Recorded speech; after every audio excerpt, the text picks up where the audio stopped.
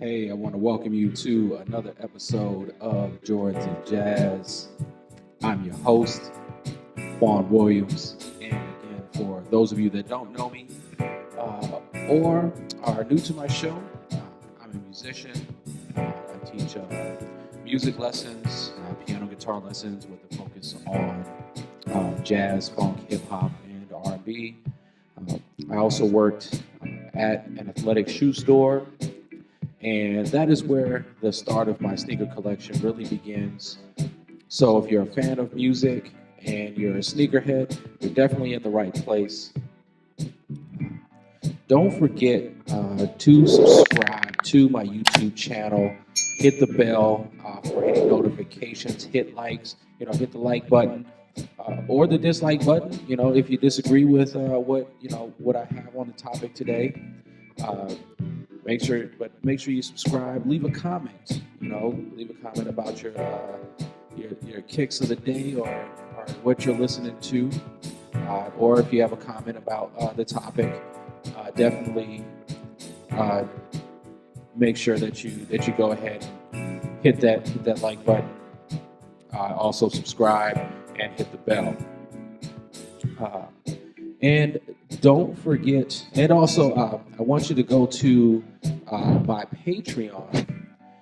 That's where I do have my Jordans and Jazz lesson series. So if you're looking to improve your skills, make sure you check out the Jordans and Jazz lesson series on my Patreon. So if you're just, you're picking up an instrument for the first time, or just go ahead and check out the Patreon. Also, make sure you follow me on Instagram and Twitter at Jordans and Jazz. Make sure you tag me for your kicks of the day or album of the week. Definitely want to, I want to see what you got on your feet. Also, what you're listening to, or if you have any comments on the show, definitely go and check out my Instagram at Jordans and Jazz, or go ahead and go to Twitter at Jordans and Jazz. And again, don't forget, subscribe to the YouTube channel, hit the bell for any notifications, and go to my Patreon for the Jordans and Jazz lesson series. So today's show, I would like to talk about music sampling, so artist sampling versus artists playing live music. Now, before I do go into to today's topic, I would like to share my kicks of the day and the album of the week. My kicks of the day are the Nike Huarache Tan. That is my kicks of the day. Again, if you want to share your kicks of the day, go ahead and hashtag Jordans and Jazz or hashtag kicks of the day on Instagram. Also, you can share it with me on Twitter. So that's my kicks of the day. My album of the week. Now, it was recently that came up recently was the 20th anniversary of Jay-Z's Blueprint. And I mean, this is just a classic album. And what kind of made me what kind of got me into thinking about, my topic for this week sampling versus playing live instruments. The Blueprint, I think that is where we really got our introduction to Kanye West as a producer, and also a couple other producers on the album. Ninth Wonder, we got introduced to Ninth Wonder on this album. So I definitely wanted to make sure that I brought this up with my album of the week. My album of the week with Jay-Z's The Blueprint. So definitely, I mean, what are your favorite songs off of The Blueprint? I tell you mine. My favorite song off the Blueprint is Girls. And now that I think about Biz Markie being in that video, Q-Tip, that they all were on the hook. So I mean, I definitely that's one of my favorite songs. And then the Kanye West produced track, "Ain't No Love." Those are kind of my favorite songs off that album. What are your favorite songs off the album? Go ahead and share them. Put them down in the comments. Your favorite tracks off that album. So going into this album or my topic, I wanted to share this video. Ninth Wonder was talking about. He was talking about producers who sample music and versus artists that it's like he said sample producers versus keyboard producers. So I wanted to share this clip. So let's take a look at this clip by Ninth Wonder and see his thoughts on sampling. Me, even when people get on us about sampling and playing whatever, like playing keys or whatever, like matter was neither created or destroyed, bro. So therefore, you didn't come up with the tone for C. Somebody said this is a C, right? Right. The Western tune system. This is a D, and I'm going to tune this piano to call it a D. You didn't make that sound. Right. Yeah. It is manufactured for you. Right. So your manufactured D is the same thing as my drum pad. Okay. So we're all playing something. Right. So what's live and what's not? You didn't make the piano, bro. You didn't make the saxophone. I used to get in arguments with keyboard producers all the time. I'm playing keys. No, you ain't. Tink, ain't playing no keys. Tink. Oh, quote that. It's just not. You're not going to send, you ain't playing no chords. Yeah. You're not doing this and understand majors and minors and chord progressions and all that. You tink, and saying that's playing and going to get on me for going through this record and piecing together a chord progression. Man, get out of here. So that's what it is. So it's not about it, whether you use a piano, man, or use Ableton Live, man. Just make something dope. Because even Sly and the Family Stone use a drum machine. All right. So we took a look at this clip by Ninth Wonder. And he has a couple statements in there.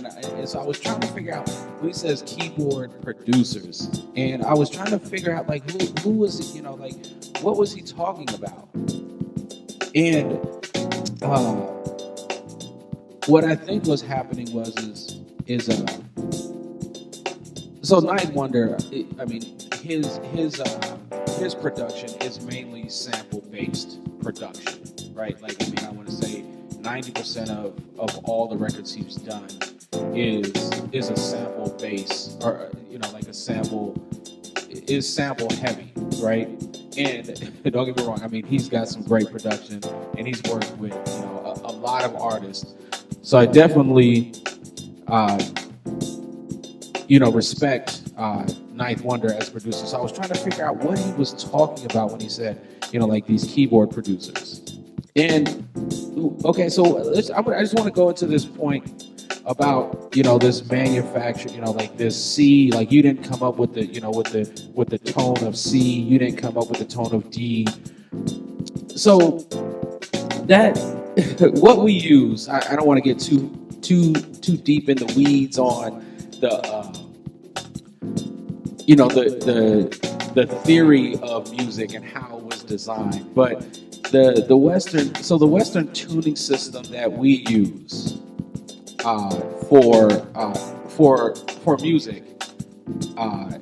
Now that was developed dating back to the Greeks. Now, I mean, like I said, I don't want to get too deep in it. The Greeks used a mathematic equation to create their or how they produce music. Now, every culture, right, has a way of producing music. I just want to, just to say, well, what is music? Well, music is nothing but sound in time. Okay, music is nothing but organized sound in time. That's it. That's all music is. And if you want to just something really simple, a real simple concept, but so saying that you didn't come up with, basically saying that a musician didn't come up with the Western tuning system, that everything was manufactured for you. You're essentially sampling, right? Which I would agree. Now, when we think about music and what we know today as music, based on jazz. Jazz is the original American art form developed by African Americans. Okay, everybody plays jazz, but jazz uses the Western tuning system to create music. It developed over time. One thing about jazz, blues, essentially everything was sampled, because the chord progression, right? Like Ninth Wonder was talking about, he said you're not going through, playing these chord progressions you're basically playing one note at a time, tink tink to tink tink, to put together a song, which I find that very strange, right? But everything is sampled. Okay, what I mean by that is there's a blues. So jazz music, music really developed on a couple chord progressions, okay, or a couple forms of music. One of them being the blues, okay, and with the blues, so the blues is really copied over time, right? Like it just.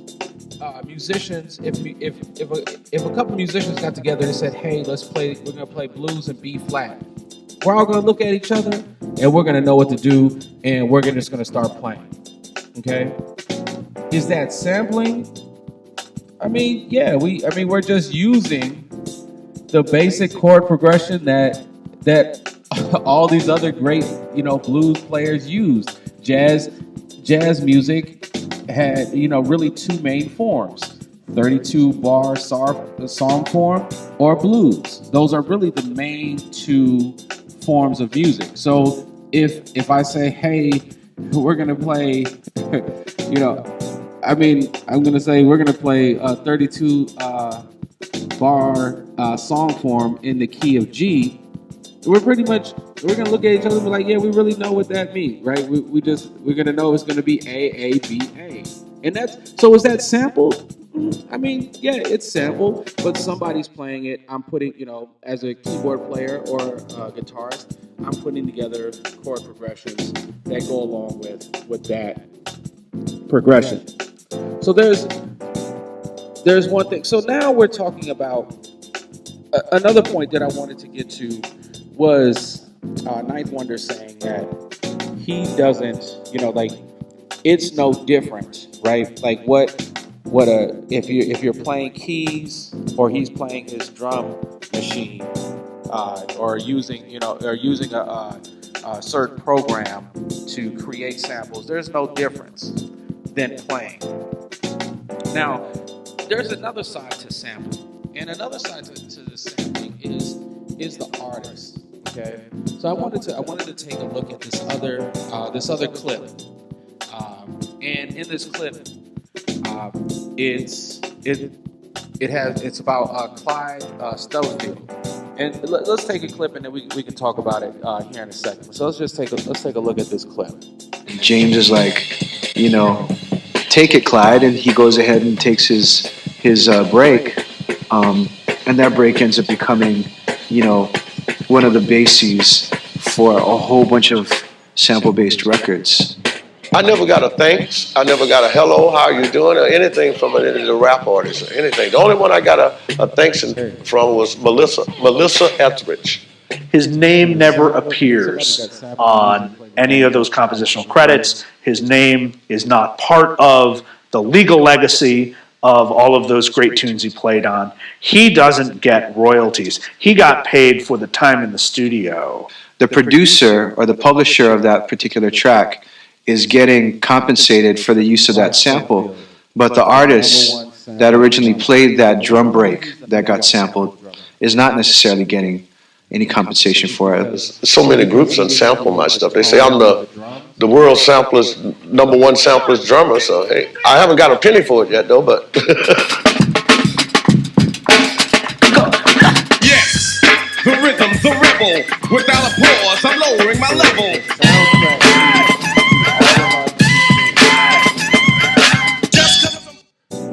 Clyde Stubblefield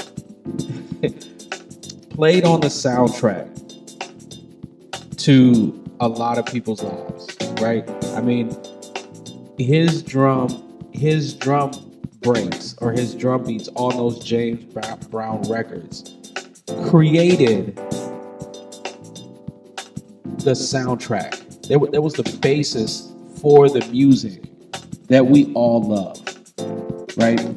So when Ninth Wonder says that there's really no difference, I'm sorry, there's a difference between somebody playing an instrument. Did Clyde Stubblefield create the drums? No, Clyde did not create the drums. But did we all use drum beats? the drum beat that Clyde Stubblefield came up with in the studio for these songs, not just for classic songs, classic songs of James Brown, right? But of songs, but that those drum beats are all over, hip hop records, funk records, jazz records, right? His drumming. So him being an artist, did he sample the drum? Maybe he heard those drum, those rhythms, and he put it together. Maybe he did sample it. Maybe he took it from somebody else. But the way he played it is what's important. The way he played it is what's important. Okay, and like I said, those are some classic. Those are some classic records. Now, I want to take it. Now I just want to get into something because back to Ninth Wonder talking about, you're not piecing together these chord progressions, right? You're just playing, maybe one or two notes at a time, and trying to put something together. So when I think about my music, do I sample? I sample stuff, and one way that so when I create music or when I think of putting stuff together, I try to take bits and pieces from different records, right? And I try to put them together, but the way that I put them together is a little bit different. So I just wanted to play a little clip on my idea of sampling. So let's play this clip of my idea of sampling.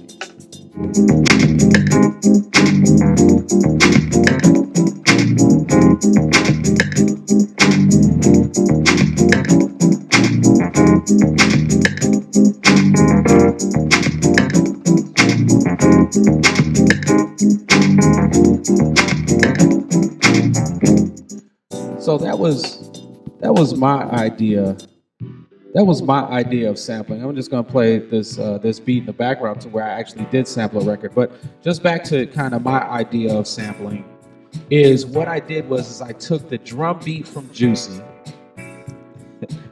I took the bass line from All Night Long by the Mary Jane Girls. And then I took the chord progression and rhythm of Patrice Rushen, You Remind Me, or Remind Me, and I mashed them together. And that was my form of sampling. Okay, so I think everybody has. So no matter what, if you're a musician, and what I do agree with by Ninth Wonder in his statement is everybody samples. There's many different forms of sampling. Okay, but when we sample, sometimes it's not what we sample, but it's how we sample it. Meaning that if you're a keyboard player or a guitarist, how you play it, right? Or if your records are sample based, it's how you take the sample and you manipulate the sound to create something, right, that sounds good. And that was kind of the main point, was the idea what Ninth Wonder was really trying to get across was, no matter what you're playing, make sure you're playing something that's going to you're going to make some good music with it. So that's my thoughts on sampling versus live. Tell me what you think in the comments. Again, that's my show for today. Make sure you subscribe to my YouTube channel. Hit the bell for any notifications. Make a comment down below. Also go to my Instagram at Jordans and Jazz. Share your kicks of the day. Follow me on Twitter. That's where I do have my. I make notifications of when I go live. At Jordans and Jazz. Again, check out the Patreon for the Jordans and Jazz lesson series. And again, keep your kicks fresh and your groove tight. Peace.